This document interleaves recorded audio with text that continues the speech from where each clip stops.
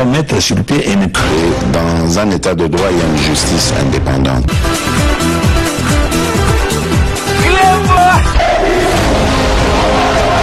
Ce n'est pas pour rien qu'il faut des conseils.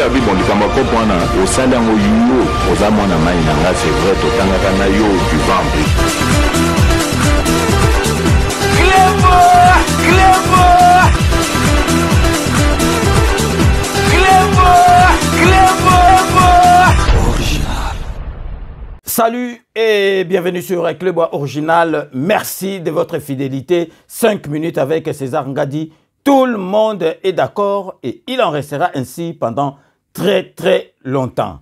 5 minutes à Lelo, Bomoni na bandi yango na koseka parce que vraiment ezali ya koseka na mawa. Binomoko bomonaki retour ya Fayulu na Kinshasa. Awitaki tourné na ye, donc Amérique, Europe.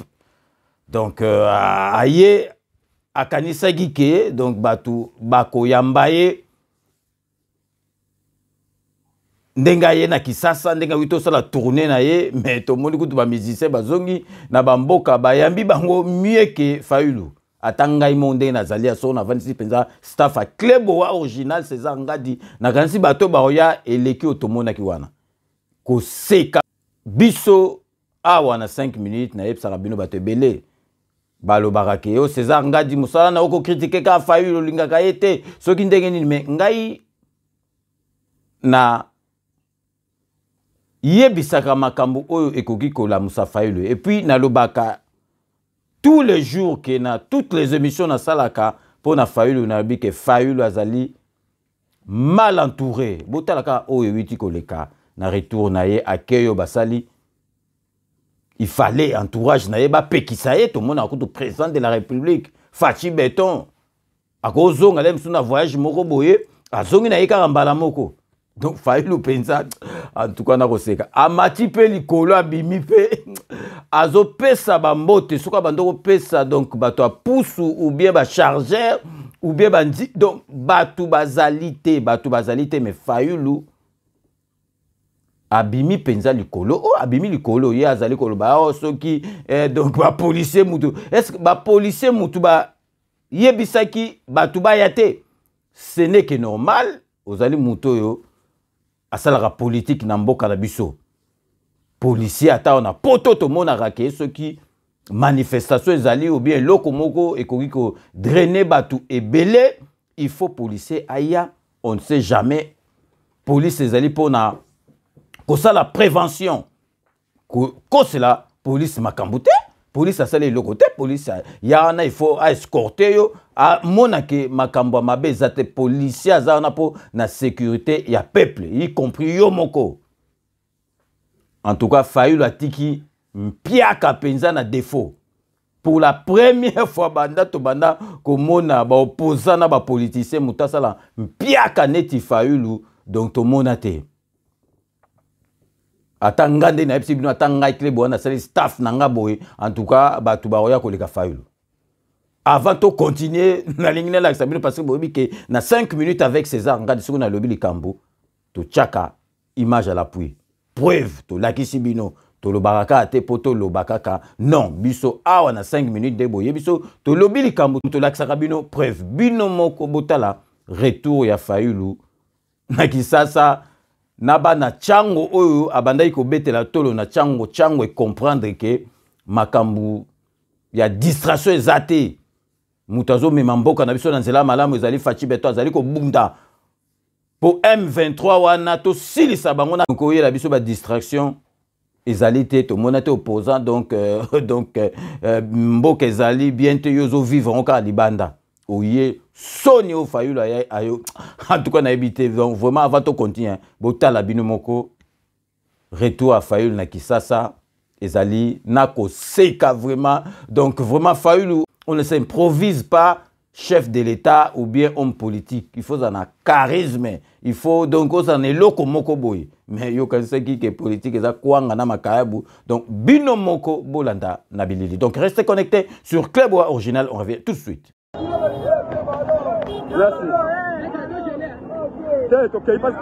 bakomatisa ye balobi omoi balexistoire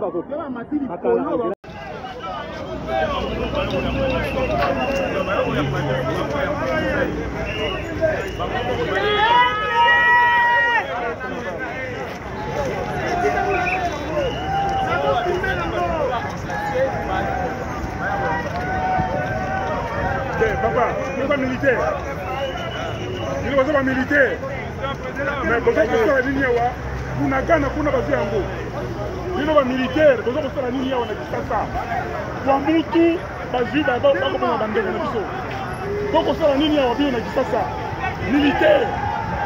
Est-ce que vous avez président, vous avez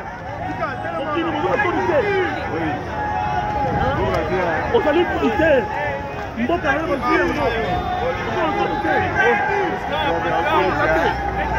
militaire. Il y a Bunagana, non?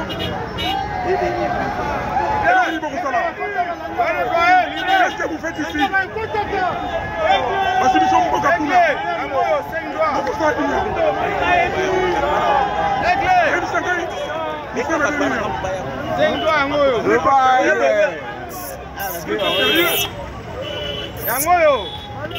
Regardez, tous na kwa mtu bokete pourquoi? Bunagana bokete pourquoi? C'est pas vrai ça. C'est pas vrai. Qui dans la porte ça?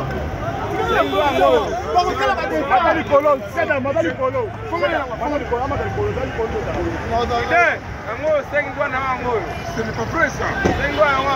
Tous ces gens là, maman yo, on va protéger Ngaï. Que l'on protège comment?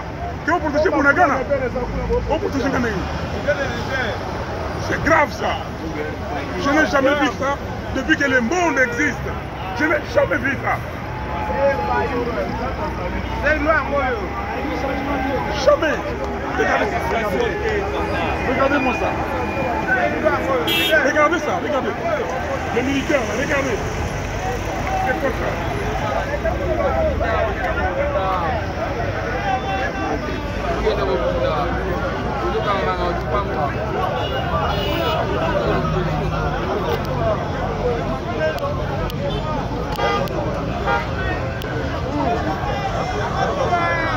Binombo Boitolanda, les images ont parlé d'elles-mêmes. Bah, image est là qu'ici. Donc, na habité faulu comme ko soit na ceux qui na batu, ceux qui azo ko soit na ba policier, ceux qui ni faulu aza ko pesa ba mbote na bato bazo ke ba misala na bato donc faulu donc c'est vraiment Charlot Penza Tintin au Congo. Donc il y a un nga que faulu aza mal entouré. Maman comme sous staff oui en tout cas faulu te.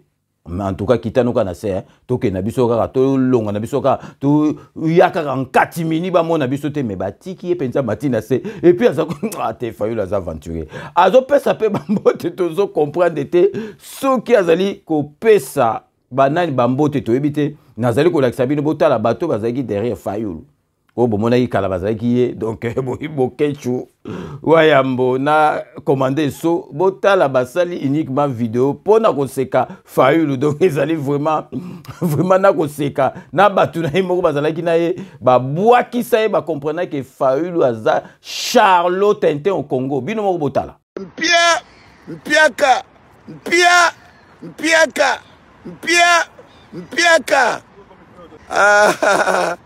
Fayulu m'a dit de mon nez.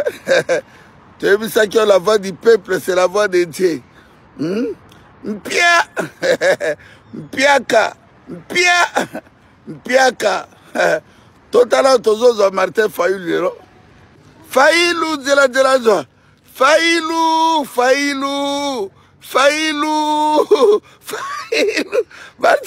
Madidi. Oh, mais la mali bato basate lelo. Ouais, la Sainte-Thérèse. Fayulu. Oh, mais balabala ko aéroport a dit mais ozo pepaka ka moko.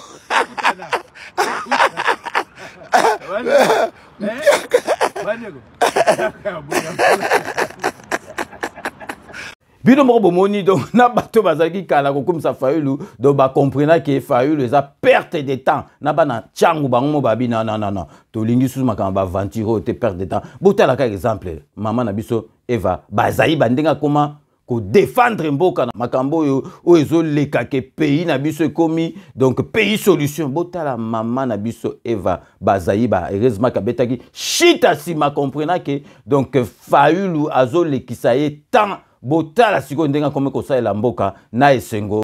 Chers ministres, chers collègues, je n'ai pas un discours magistral à faire, mais je voudrais donner ici la position de mon pays, la République démocratique du Congo, par rapport à la lutte contre les changements climatiques, en me reposant sur le programme d'adaptation.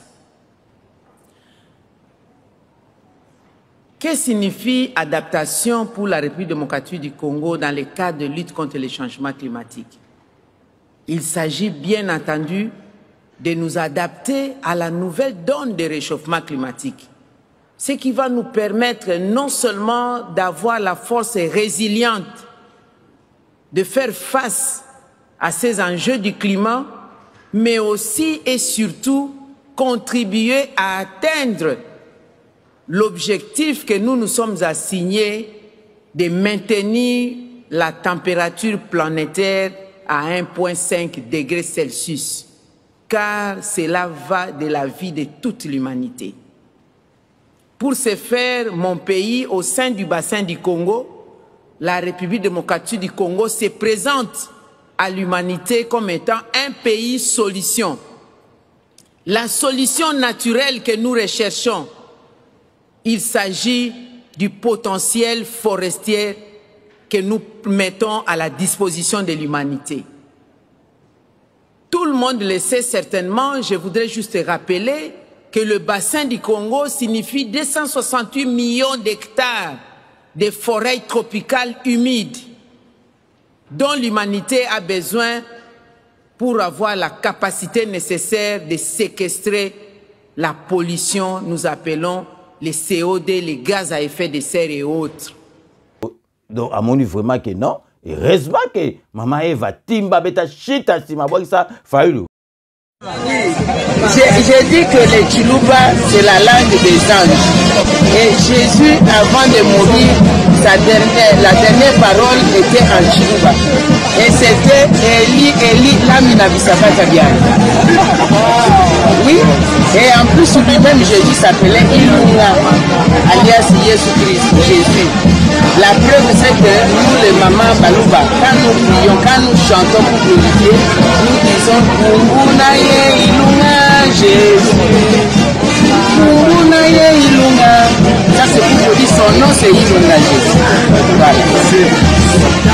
Fayulu atikalaki na muzitu mutasuka me muzitu boyebi makamba loba muzitu expliquer que Fayulu makamba sala et donc eza pasi na na motema mutatikalaki na ye na suke zaika muzitu kutu yemo comment okama ndeni Fayulu azwa soki 65% muzitu bwaki sa Fayulu boyebi bino moko makamba muzitu aloba c'est Fayulu nazotie la bino boyo kalisusu aloba ki donc Fayulu bozomo na batutu ba kimaye donc c'est que yé mutaza muta problème bino moko boka o muzitu aloba concernant Fayulu makamba sala ezali ko kamwa vraiment bon ils ont comme ça pesa bisote Fayulu aza na mutu moko boye aza mutu moko mutu akoza na pembenité donc ezali perte à temps donc ezali tina mon côté. Et je défendais la vérité. Et je continue à défendre cette vérité.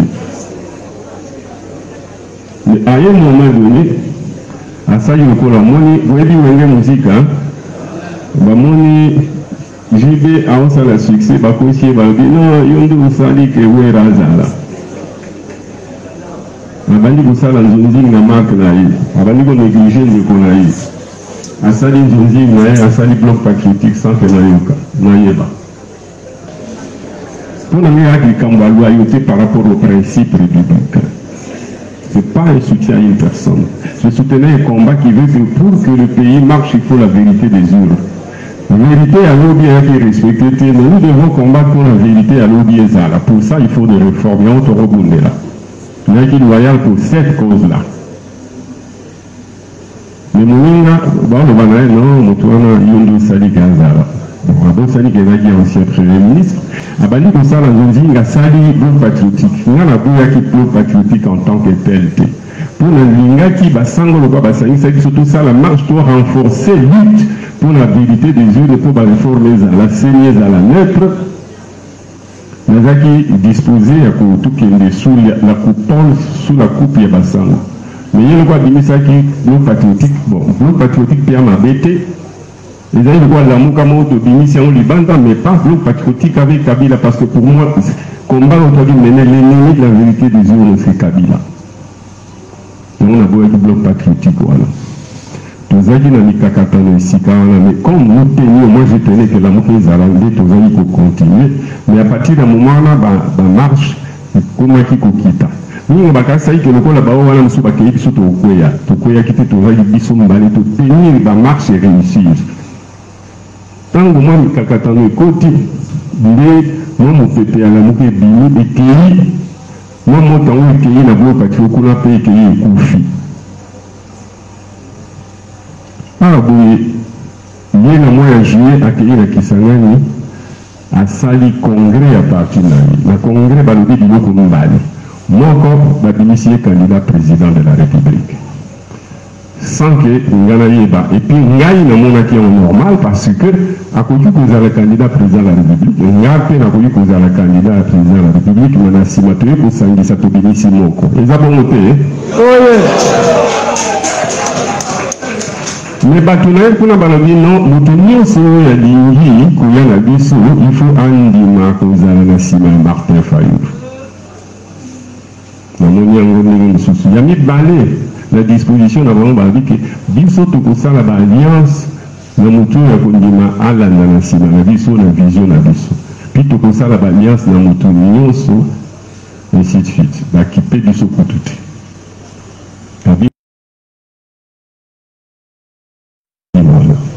mais na ce que baza ko dimi ça que non biso so to sali pe bongo elingo ba to ba traite. Donc il faut toujours être derrière Faïdou.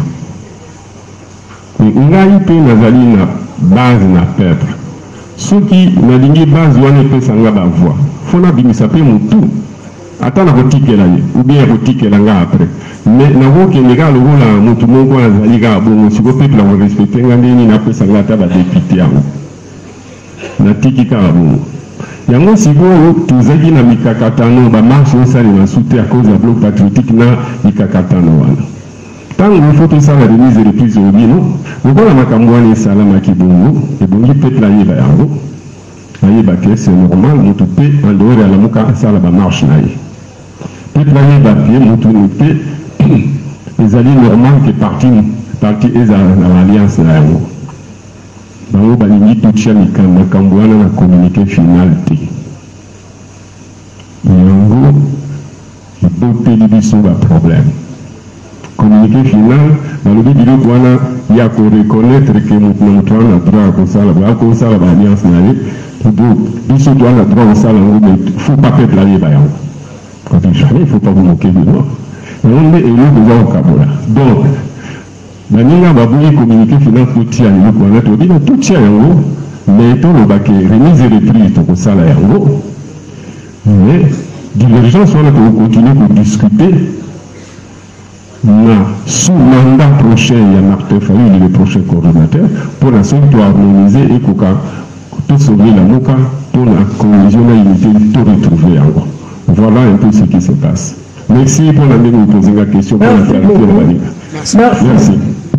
Bino Bolandi, Mouzutu Ndanga zo expliqué, donc pour Bomonake, Fayou la zam muta confiance té. Bon yo Mouzutu yo kansa ni boke na ba Genève wana bosoye bali kopa na bino nzambe donc ye moka yebika ke ko go simbate le londo komo vemse donc le londo komo bemisa ba vérité yo kansa penza ke Fayou le bino ne bo sala masolo au moni Mouzutu place au suki au moni yo mo place au suki donc avant to la kisabino siko na rola kisabino le kuta penza ya Fayou à partir à biographie na ye na kosenga na bino penza bolanda makambo na oloba na bino na bo kebinyoso bo comprendre que Fayou aza le kuta ya ngwana tina élection présidentielle a kosa na kolakisa bino le kuta pour vraiment bino moko et raisonner bino bo mona vraiment que ezali vraiment makambo il faut tchango penza capo comprendre parce que aloba n'importe quoi na kati ya biographie na bon avant to kota na masoloana to marqué pause publicitaire na biso ya ba partenaire na bino bobi Kodia Simon ezali société oyo et saligno surtout congolais nyo surtout akoma propriétaire ya bandaku na ba norme internationale bandaku à crédit parce que salama na tekuna na kisasa na Congo ba futa kaka cash mais eloko asika toujours ba crédit neti awa ya poto osa na eloko mote bango moko ba s'occuper na crédit na yo donc Kodia Simon asali nyoso asali ba offre asali nyoso mutu oyo azui ndaku na malukute parce qu'après ba ko se déplacer dans la province ezali kaka ye moko donc Kodia Simon merci na nyoso to zo sala po na mboka ba na mboka surtout diaspora akoma propriétaire ndaku na kati ya Kisasa et puis bobo ça na te solution na kati ya Paris ezali kitenge appartement bokeba na bescro mais kitenge appartement a ti publicité pour yebe lokoni azali ko sala sala na agence parce que bandibu ba edara bande ko na bo bandibu on mona bandibu bazana ba HLM banda ko belé mais biso sikoyo olio aider bande ko na yo okomi ko yiba bande ko na yo donc solution ezali pona bandako a olingo somba olingo louer olingo sala donc ozo esika moko bo sala eloko moko donc commercial numéro za moko ya kitenge appartement au bengie masolo na o carré et puis bobo sanate mama na biso Mireille Wankake ye azo sala nyoso pona o aider bana mboka na o etali fret donc na babiloko nyoso ya wana donc fret et komi wami business donc vraiment kuna lala na yo pongi tozali vraiment ko féliciter makasi mama na biso Mireille Wankake donc et puis bobo sanate Sepela TV décodeur ya bana mboka 500 chaînes nyoso tu ya kitoko nyoso tu ya kitoko donc Doudou so mikutu abando qui peut Sepela TV ta découvrir ngo alobi non il peut plus s'en passer donc Sepela TV ezali décoder bana mboka elengi nango okoki ko voyager nango partout et siko ezali ko kendo memi yango ezaka muke otali donc bilengi nyoso tu ezali nakati et puis bobo sanate salon de coiffure awa nakati ya Paris ezali kaka moko salon de coiffure na biso na kombo ya Elbinto coiffure na Saint-Denis oye ba kati yosuki avec gentillesse bo zobariste était parce que ba salon mususu ba pranti ba koye ko la suki na mutu na yo donc restez connectés sur le Club Original, on revient tout de suite.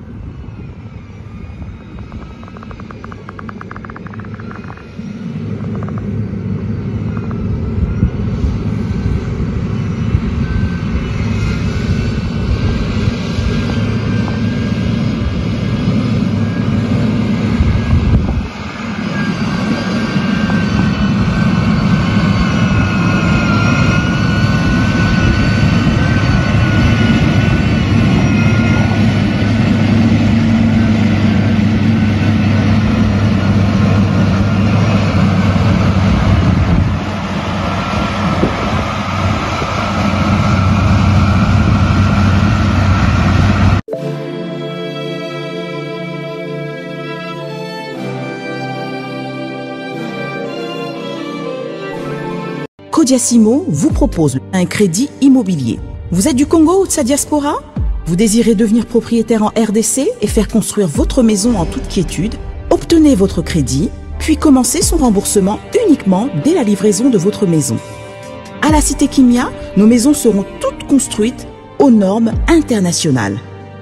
Située à seulement 25 minutes de l'aéroport de Njili, 10 minutes de Safari Beach, au cœur de cette cité moderne, vous y trouverez aussi un centre commercial avec plusieurs commerces de proximité.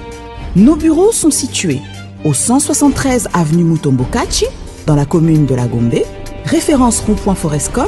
Venez dès à présent réserver votre lot dans ce nouveau havre de paix à Maluku, ce nouvel Eldorado au Congo. Kodiasimo, la meilleure adresse pour construire la vôtre. Kilelo, qui t'apparte, pichu qui t'engue. Tu as pesa appartement na kati ya poto. Solution monani. Ozana posa ya salle à concert, salle ya mariage, pichu qui t'engue appartement. Osala location ya restaurant, obenga qui t'apparte, pichu qui t'engue appartement. Ozana posa ya événement, au défilé de mode, oh ba mama ba roya réunion, oh soki nini. Pichu Kitenge appartement qui t'apparte. Ozana besoin ya louer terrain.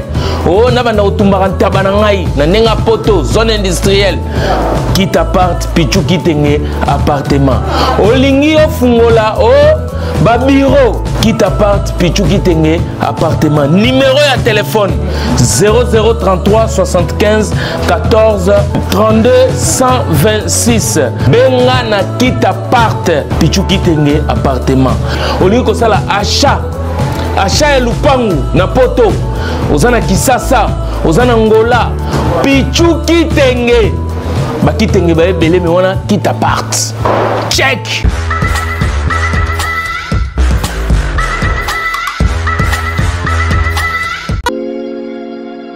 Sepela TV ezali décodeur ya Banamboka. Sepela TV différence nango ezali na ba décodeur mususu o tozalaka nango na kati ya ndaku. Sepela TV botala ngo ezaka mukie. Eza mukie olingi ko voyager ozu yango o voyager nango. Parce que ba décodeur obiso tozalaka nango evandika na ndaku mais Sepela TV déjà eza mukie botala ozu o kolisa ngo na poche na kosi na poche à veste o voyager o memi yango partout dans le monde ici kazo kende. Donc ozaka na besoin ya câble HDMI, courant na internet. Internet est comme partout, courant zalaka partout. Donc ils en a plus de 500 chaînes yo surtout ya kitoko. Bilengi ba choix ya congolais kaka mutaoye bango. Donc congolais kaka mutaye bango. Congolais kaka mutaoye ba elengi nini yo kaka. Donc congolais kaka mutaye bango. Donc c'est Sepela TV ça. Ya Banamboka. Bozwa abonnement nango okozwa ngo ya ne mobimba okozwa ngo pe par mois au bengi bango na ba numéro na bango bozali komona. Donc Sepela TV ezali décodeur ya yo ya ngai. Donc ezali ya bétranger te ezali ya Banamboka. Avec Sepela TV tout le monde est d'accord et il en restera ainsi pendant très longtemps. Bienvenue dans le monde de Sepela TV. Sepela TV est le décodeur qui vous permet de suivre les chaînes du Congo en direct de la diaspora. Wami Business, votre agence de fret maritime et aérienne. Vend des produits importés, lait de beauté, vin rouge, blanc, rosé, sel, sucre, désodorisant, eau de javel, savon de Marseille, casseroles et divers articles. À Kinshasa, nous sommes sur l'avenue Maringa 83, direction Assosa dans la commune de Kassavubu. Pour plus de contacts, appelez-nous au plus 243 85 018 22 17 0033 75 80 96 032. Wami Business, toujours la qualité. Sur Paris, nous sommes au 5 boulevard Ornano 75 018. Wami Business avec Mama Mireille Wankaki, toujours la qualité. Chez Elbito Coiffure, toujours, ça marche comme ça là, avec l'expédition là. Toujours.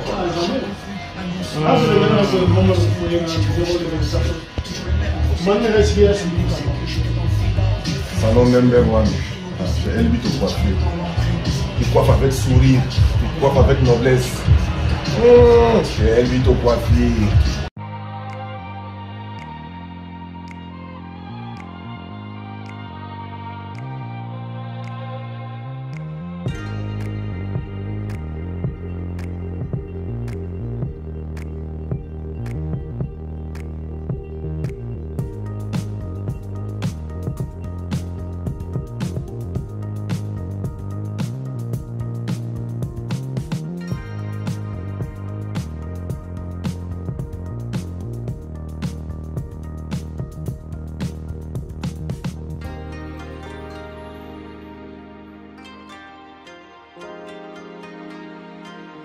De retour sur le plateau, bienvenue pour ceux qui viennent de nous rejoindre après ces bandes annonces relatives à nos partenaires. Merci de votre fidélité, vous êtes sur Clébois Original, émission 5 minutes avec César Ngadi. Donc si on dit Bino, vous allez que ça Bino vraiment avec preuve. Il y a le Kouta, il y a Martin Fayulu. Donc Martin Fayulu vraiment na makambo na kolagisa bino boko comprendre que Martin Fayulu azali mutu ya lokuta donc na ebisi bino et panzana ki pe na ba réseaux sociaux ezalaki na français ngana lingi na lakisa bino bolanda yango na bokebi nyoso batumsu pe ba mona yango te boko comprendre que na biographie ya Fayulu vraiment il y a vraiment anguille sous roche. Donc, ils ont fitakani. Donc, si vous avez le temps pour comprendre que Fayulu Azamuta lo kuta, yangwana ti le lo, bon, mon arabapara, bazo mon anatata na photo, donc, makambo na eza, na ba fitakani kaka, donc, bino moko, bolanda makambo na royep sabino, na boke binyoso. Fayulu, de na epsi bino azali, vraiment, mutu ya lo kuta. Bolanda oyo ngai na koyebisa bino na bokebi nyonso tu naza kopesa bino preuve. Na biographie na ye Fayulu aloba ke abotama na 1956. Bolanda nga malamu. Azalaki PDG na Exxon Mobil Afrique. Exxon Mobil Afrique pendant 20 ans. Donc, azalaki PDG kuna na société wana pendant 20 ans. Bolanda malamu. Alongwe na fonction wana, alobaki azongaki na Kisasa pour na ko participer na conférence nationale na côté ya papa Nabiso de heureuse mémoire, papa Etienne Tshisekedi na 1991, na 1991, ndenge balobaka na Kisasa na Congo na biso. Bolandinga malamu, donc à Botama en 1956, azalaki PDG na société Exxon Mobil en Afrique pendant 20 ans. Azongi na Kisasa pour na participer na conférence nationale na côté à papa Tshisekedi en 1991.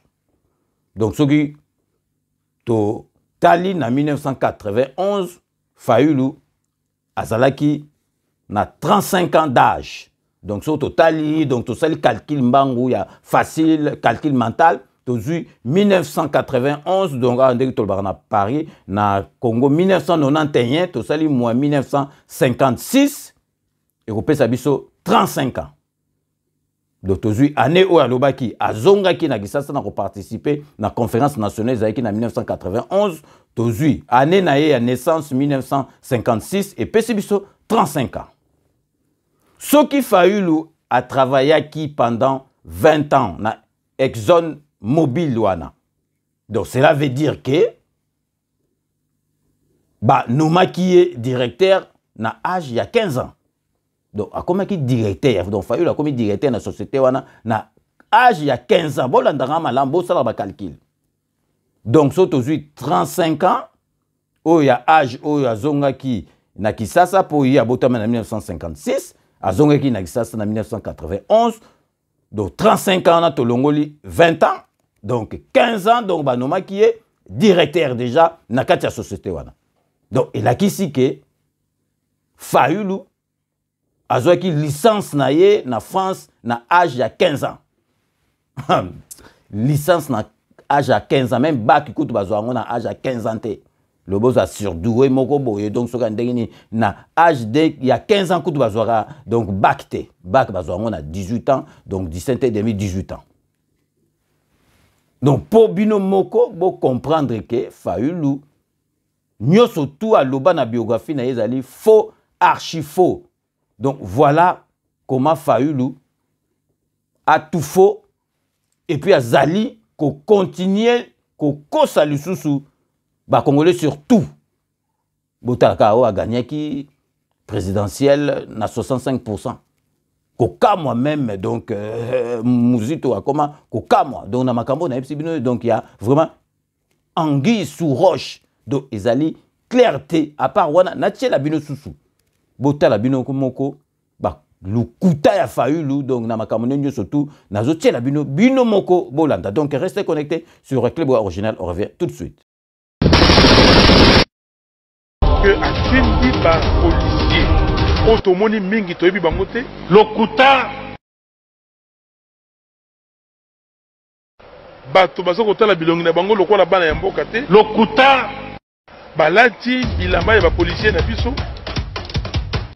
lokuta baza kopesa mitindo tomoni kotobola bapneu lokuta kotire masasi babeti masasi démagogie violence oyo nano namona yango te natambola na bamarche même nazwa babala ambo ya lokuta même nazwa babala lokuta babeta ngai lokuta. Vous savez, c'est un tout petit candidat. Je l'ai même appelé une souris naine qui a été enfantée à Genève. Et donc la meilleure façon pour une souris naine de devenir géante, c'est d'inventer des légendes. Violence oyo ndeko Tshisekedi Kabila tindi ye asala lokuta eleki mingi na kati na mboko ya biso. Monsieur Fayulu a été mis sur orbite pour empêcher les élections de se tenir. Il n'y a pas de machine à voter. On en parlera. Si c'est machine à voter, je ne suis pas candidat. Je suis pas candidat pour aller aux élections avec une machine à voter. Pas pour gagner les élections. Et j'ai dit qu'il ne fait pas campagne. Il prépare la contestation. Alors, la seule solution pour eux, c'est de nous arrêter, d'essayer de nous assassiner. Okuta. Même Nazoba Bal. Okuta. Qu'est-ce qui se passe? Qu'est-ce qui se passe? Lorsque la coalition Lamuka vous dit non à la machine à voter, vous avez compris maintenant? Il prépare une crise post-électorale.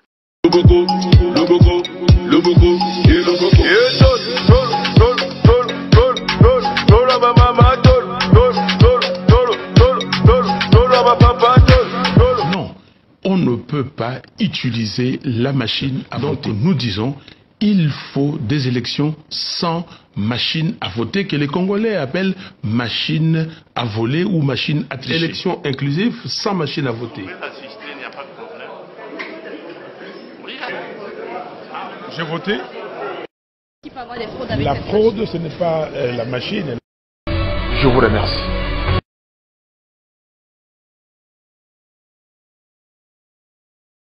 Bino moko bowiti kolanda.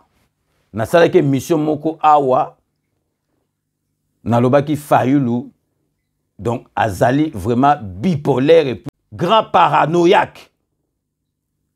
Nalakisaki ba signe clinique oyo ezao concorder na Fayulu bipolaire. Donc boza komona ke ngai na tiraki kaka sonnette d'alarme. Nalobiki na tirer sonnette d'alarme pour batu ba comprendre ba ça longo boule. Donc si ko na période oyo tozali nango Fayulu azali na phase oyo babengi na masolo oyo ba bipolaire azali na phase ya esengo. Donc capable à tout faire. Aza toute puissance. Phase ya maniaque. Aza komona donc na nzela on attend azo tambola na kati ya mutuka bimi na likolo azo pesa bambote biso tozo mona batu bazate mais ya azo mona ke batu bazali yango bomona ke azo pesa batu bambote. Donc vraiment Fayulu donc bipolaire vous comprenez te donc biso to mona penza ke batu bazate mais ya za na phase ya bisengo donc abanda oteka ba livre d'ailleurs to go revenir na suka na expliquer bino makambo azuna makambo ba livre donc capable à tout faire donc phase moko ya maniaque azali ko mona biso to mona batu bazate za ba ventir mais ye na kati ya monde na ye azo mona batu batondi donc ba yeko yamba ye et puis nazo apprendre bino boye baké Fayulu donc bazali ko lukaye kuna na Amérique. Donc Fayulu boyebi kakendeki na visa ya touriste. Visa touristique. Fayulu yakanisi soki aza na Afrique soki wapi. Fayulu akomaki koteka ba livre. Donc aza na visa ya tourisme. Donc en tant que touriste akomi ko sala ba tâche moko commercial. Donc, azo teka ba livre, azo bate na mboka mupaya ndenge en États-Unis, azo teka ba livre, ya zana droit ya ko teka ba livre parce que a futa ki ba taxe te na minute ozo faulu bazo rechercher il faut donc a futa ba mbongo oyo ya tekela ki ba livre. Bon mona ki bino moko ke faulu akoma ki ko teka ba livre. Et ces 20 copies, on les met aux enchères. Parce que vous êtes plus de 20. Et les enchères commencent à partir de 100, parce que j'ai regardé, aux États-Unis, j'avais réservé des copies, ils ont pris tout, et j'ai gardé, j'ai dit, vous ne pouvez pas prendre tout, ils voulaient prendre, j'ai dit non, il faut que j'amène aussi ailleurs. Donc, ça, j'ai regardé $100 américains, ça faisait $137 canadiens. On arrondit, comment dire, le truc supérieur, 140.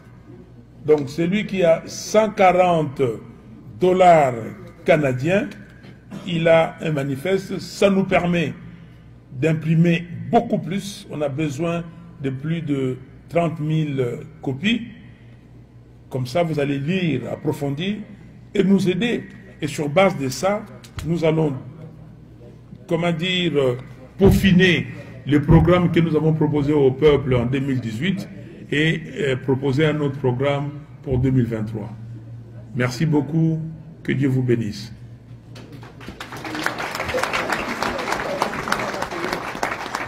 Alors, qui, modérateur, qui s'organise? Ah, vous prenez déjà? Ok, les jeunes hommes.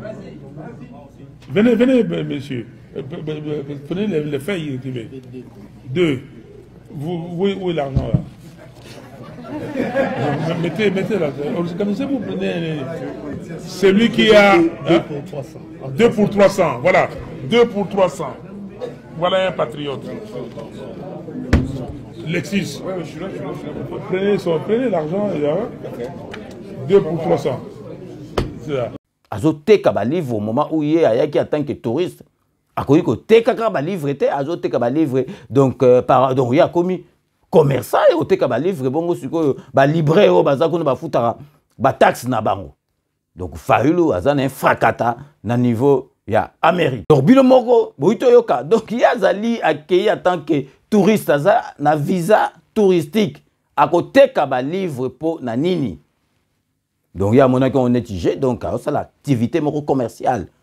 Où vous allez autoriser un visa ou azwaki.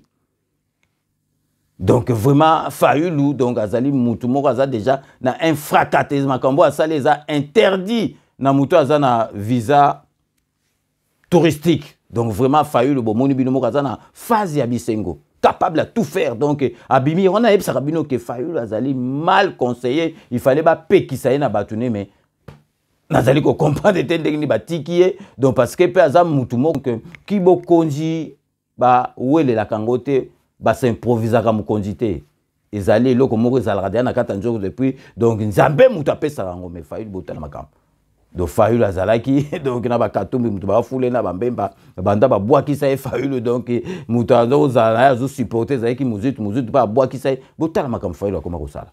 Donc, on a l'élo vraiment, na beta c'était, ils ont seka vraiment, na mawa vraiment, na moté, makutu maotoro, parce que azam mouta, ça la ka ba aventure. Zelena zong, c'est la minoso mouké botala. Donc, retour na epo, na kalisi, bon comprendre que fayu la zali mouta Rolanda, te bon mouta boya bando, linga penza que, comme président de la République, yamboka na biso. En tout cas, Nzamba lingi Congo, parce que, to ebite sikanini, to lingaki kosuka. Mpiaka, Mpiaka. Ah, Faïlou m'a dit de mon hein? Tu as vu ça que la voix du peuple, c'est la voix de Dieu. Mpiaka. Totalement, tous les Martin Faïlou. Faïlou, de la joie. Faïlou.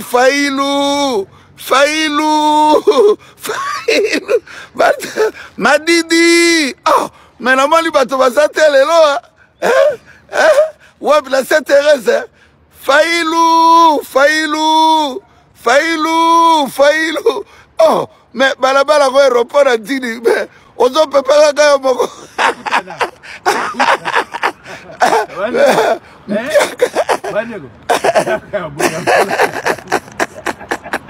Bino moboto landa donc pour to clore dossier wana to le banane makamususu bino mo bolandi vraiment failli le azam mutu boko ko landa te donc azali ko forcer ma solo OK ba forcer ma solo te failli ozali na charisme te o penza ke ozomo na charisme mo za penza o santé o moni penza fatu santé ke et loko mo zo santé penza ke boko zali mais ba failli ko moni bo boleki na bino santé no rien.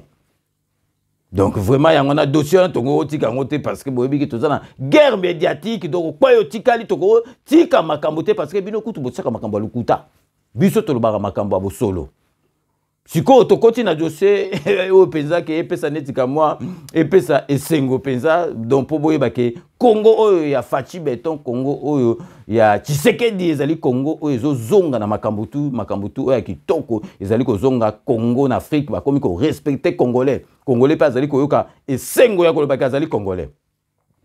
Pour la première fois na mboka na biso RDC boxeur congolais na poids lourd azala classé 3e na classement mondial.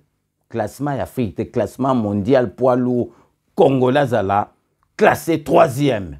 Ezali Martin Bakolo boyebika bêta français oyo bomonaki awa donc ba betiene tout mwana muko dire kuta za poids lourd ta bêta ma devant public ne boyebi ndeba français balaka chauvin donc Bakolo kutu ayokelaki ma rapport azapeka donc d'origine congolaise aza mwana na biso mboka mais liaki ba frappe donc ba betiene tina bigogo kuta comprendre était donc Martin Bakole a classé 3e na classement mondial ya ba poids lourd donc azali juste derrière 2 boxeurs américains de bazali bosonemi balé après azali 3e ezali vraiment et sengo moko ya makasi po bo comprendre que Fachi Beton ayena mu pepe moko kitoko ezozongsa ba masolo nyoso tu o ezalaki ko sala susute ezali ko zonga na mboka na biso sikoto zali kolobela parti oyo ya président de la République UDPS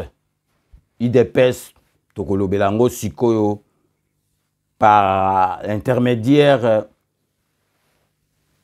ya conseiller oyo azosa la fierté na ba conseiller oyo bazali tout autour ya président de la République surtout oyo ba wuti na diaspora donc conseiller Ange monsieur Ange bokaka kombo neti Angelou. Donc, l'ongimo sur le monde, sentir vraiment que Moutou Penza, oyo Mouta sérieux.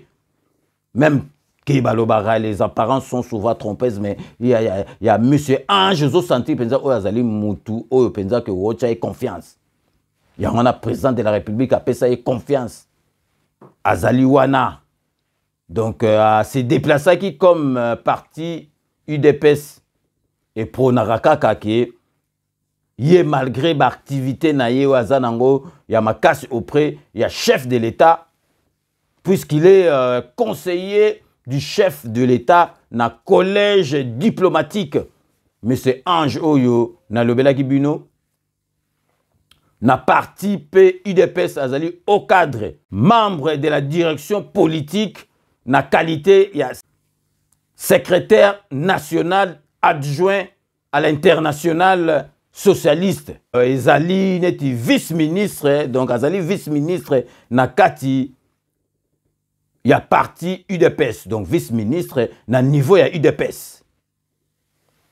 Na cadre ya ba descente na bango ya sensibilisation, ya ba cellule ya UDPS, monsieur Ange accompagné qui son excellence Mitima oyo azali ambassadeur oyo banomaki ya Congo na Rwanda mais akeina nuko tika ba lettre créance na été vu makambo toza nango na Rwanda président de la République alingaki te akende kuna donc azana nu na Kisasa monsieur Ange accompagné qui est na base na ye na Mbanza Lemba près ya campus accompagné qui est pour na kota la base wana nazoko tiela bino ba image botala conseiller Ange Oyo Azali, donc conseiller, il y a chef de l'État na collège diplomatique, on y tali diplomatie, ambassadeur so balingo ya namboka ou bien président ngo bima yemutu a gérer kayango. Bota la bino moko na bilili ndenge lekaki kuna na Mbanza Lemba.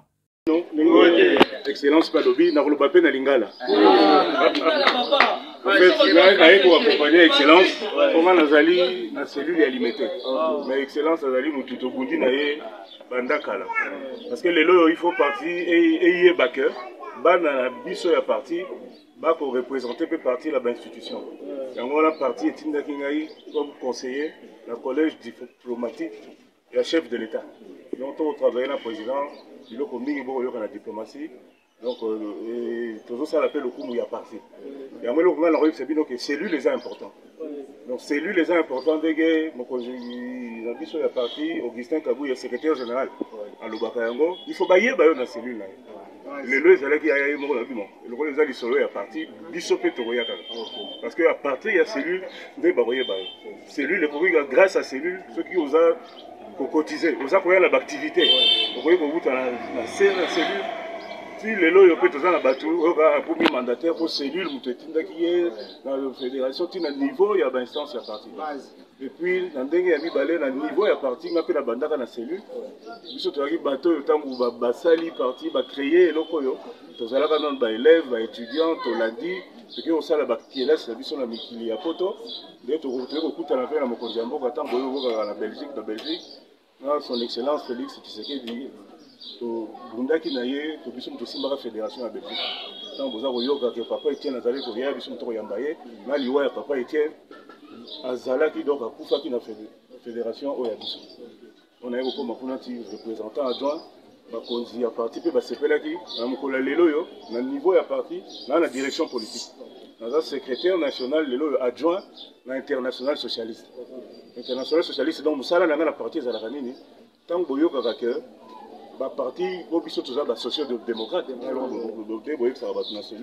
donc ba parti socialiste nous sur le monde ba okuta na bientôt du 25 au 27 en Espagne donc okuta na Genève il y a 2-3 mois on voit qu'il lourd de responsabilité dans Suisse pour représenter le parti donc il faut mon abiso discours nabiso projet nabiso yeba dans la condition so ya ba parti socialiste dans le monde pour politique ça na marandengo au monde même le loyo est secrétaire général des Nations Unies Azalaka membre international social, socialiste et à Portugal. Dès les lots dans le niveau.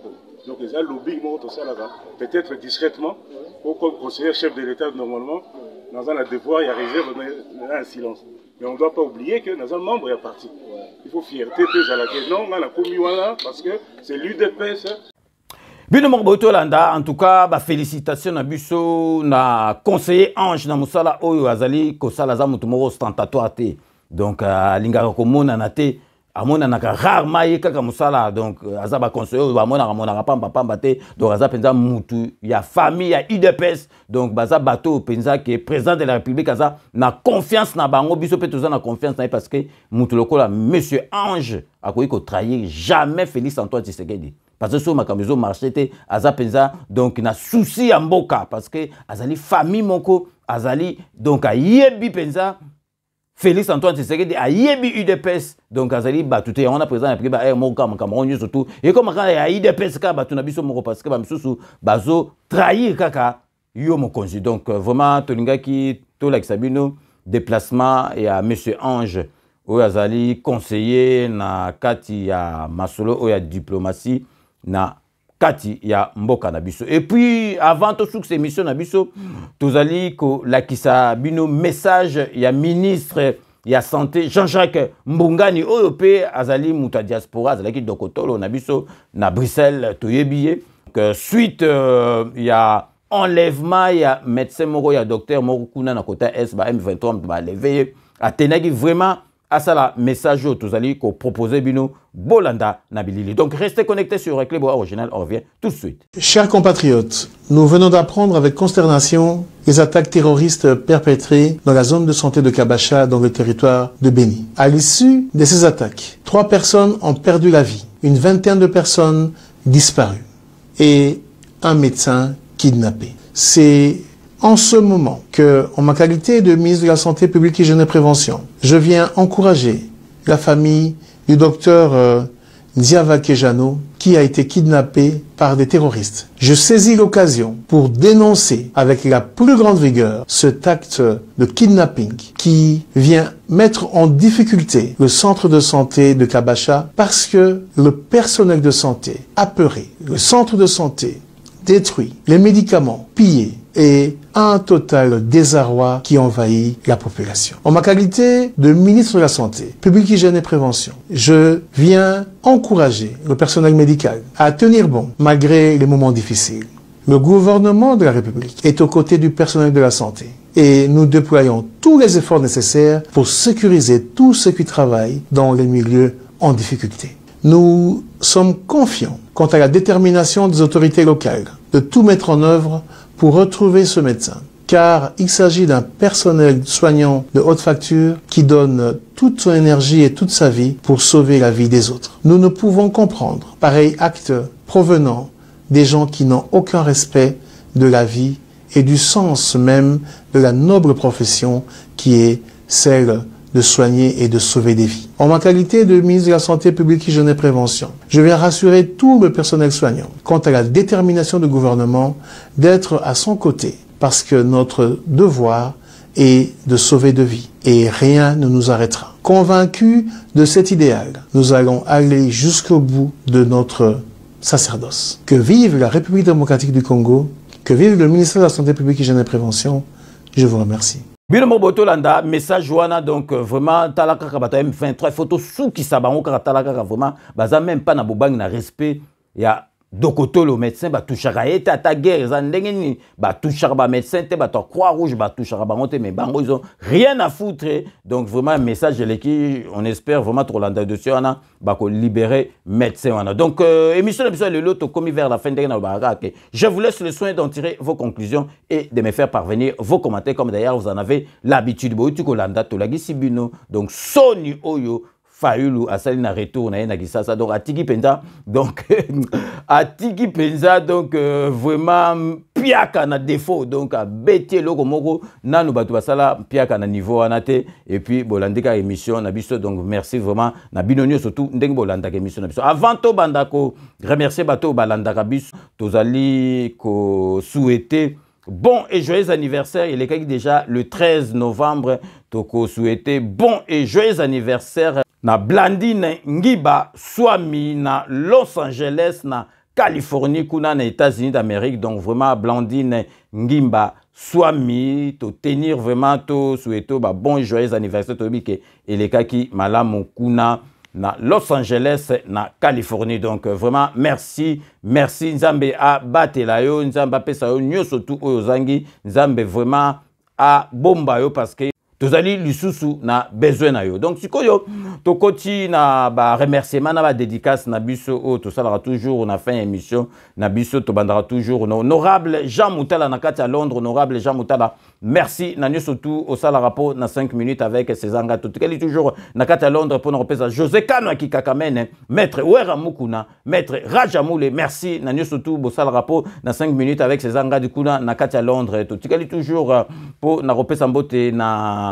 Jano Matundu, merci. Nanyo surtout au salle rapport dans 5 minutes avec ses angadi. Maria la beauté naturelle, toujours na à Londres. Maria la beauté naturelle, merci. Nanyo surtout au salle rapport dans 5 minutes avec ses angadi. Ce que tokei na 4 Espagne pour nous repérer ça. Beloti Mavungu, vrai chéri Beloti Mavungu na 4 Espagne. Vrai chéri Nandenga Mukete Beloti Mavungu a refêté pe anniversaire ne bakalate. Merci Nanyo surtout. Au salle rapport dans 5 minutes avec César Ngadi Tokei, côté administrateur, Chai Mukenge, Chai Wabalengela, mon voisin Chai Mukenge, Chai. Merci Nanyo surtout au salle rapport dans 5 minutes avec César Ngadi, Babi Kisinga, merci Nanyo surtout au salle rapport dans 5 minutes avec César Ngadi, Jerry Mukuna, merci Nanyo surtout au salle rapport dans 5 minutes avec César Ngadi. Quel toujours on a qu'à Paris pour nous repérer ça. Jean-Marie Chibangu, merci na partage nao. Nanyo surtout au salle rapport dans 5 minutes avec César Ngadi, Fifi Philofaria. L'homme à la Mercedes, très propre. Fifi Philofare, merci Daniel surtout. Au salle rapport na 5 minutes avec ses angas tokei. Na katia Lola, na Belgique pour na repérer ça. Poutou de Yalo, la petite sœur propre. Poutou de Yalola, merci Daniel surtout. Au salle rapport na 5 minutes avec ses angas de tokei. Sikoyo, na bateau, bachaka ba commentaire pour na tanga rappé bateau, bachaka ba commentaire et belé. Donc vraiment, il faut qu'on félicite parce que ba ratarata chaque émission bachaka ba commentaire. Nazali, qu'on peut ça mbote na Cyprien. Tchema ba ye kolwa Cyprien Tchema ba ye kolwa. Merci na ba commentaire na yo donc vraiment natanga i commentaire na su kokoma ke olingara 5 minutes parce que na lingala oyo donc ya bana kini ya bayanke parce que ils appellent ça système il y a la musique donc merci à trop Cyprien Tchema ba ye kolwa. Donc to tikali toujours na kati ya ba commentaire pour na kopesa mbote na Alino Mbonda na kati ya Kenya komelinga yaza na Kenya landaka ba émission donc merci Alino Mbonda na fidélité na émission na ba commentaire au chaka à chaque fois soki émission ezali publié. To siko na kati ya Belgique na Anvers pour na repesa Juvenal na Lutete na kati ya Anvers merci na nyoso to sala rapport na 5 minutes avec César Ngato tikali toujours na kati ya Anvers pour na kopesa mafioti kini na verse en tout cas ba débat no na kati ya groupe ça la que sengo mingi donc la que ça pensa que moi na mwasi oyo mama zali na bongo penza et tonda na mayele to kesi ko na kati ya Afrique du Sud pour na kopesa Augustin na kati ya Afrique du Sud, il va se reconnaître parce que tu as un combo de Mbokate. Augustin na kati Afrique du Sud, merci na nyo surtout. Au sal rapport na 5 minutes avec César Ngadi. Tu zongi a on a Paris pour nous repérer ça. Aimé Vekam de Montikil, moi na Montikil, Aimé Vekam, merci na nyo surtout. Au sal rapport na 5 minutes avec César Ngadi. Toki sikoyo na kati ya Genève na Suisse pour nous repérer ça. Zoro mabia lampanga munu yaza muyombe mesoko tumboli fachi. A koki ko soit on a lito ya lingakaba critiquer même pas Fachi donc Zoro Mabiela merci na patriotisme na yo ozali na yango po na mboka na yo pe po na Fachi to kei siko susu to zongi na kati ya Londres po na repesa Marco Kitenge azali masa nango to tanga penza ebele to bandane depuis école primaire na deuxième primaire ti likolo et puis to zwa pe baptême et sika moko donc Marco Kitenge merci na nyoso tout au sala rapport na 5 minutes avec César Ngadi na tikali kaka na kati ya ba collègue na opesa collègue nanga opeto tanga na etchik na télé d'Engaliema na kombo ya Roger Ebenga to zakine weekend oyo donc aibi makambele kake c'est inga mabe donc Roger Ebenga na vivre makamoko donc na vivarate na mona angote na milieu nga na kendara donc Roger Ebenga masa nanga Roger Ebenga papa Ebenga merci na nyoso tout au sala rapport na 5 minutes avec César Ngadi Tokosuki Sandenka boyebi Tokosuki sera toujours na dokotolo na biso Jean-Paul Djamba parce que surtout pesi Jean-Paul Djamba ce qui mutu boyebi ke azali ko sala makamalam yeba ke derrière ye moi si pe ya malamu azali to azali ko pe ko pesa mbotel mama na biso Irène Djamba o azali moi si ya dokotolo na biso Jean-Paul Djamba. Donc c'est la fin de ces 5 minutes avec César Ngadi. Merci de l'avoir suivi. J'ai eu vraiment l'immense plaisir de vous présenter cette très belle émission. Restez connectés sur Cléboa Original. Nous allons nous retrouver avec grand plaisir dans 24 heures pour un nouveau numéro. D'ici là, portez-vous bien et à très bientôt. N'oubliez pas, tout le monde est d'accord et il en restera ainsi pendant très très longtemps. Bobo Sanate Kanambe, Arozwa, Masolo, Nambunchu, Penadikos.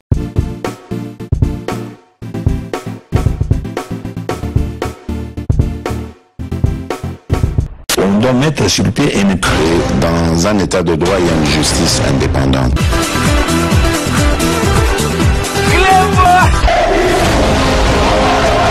Ce n'est pas pour rien qu'il faut déconstruire. C'est vrai, tu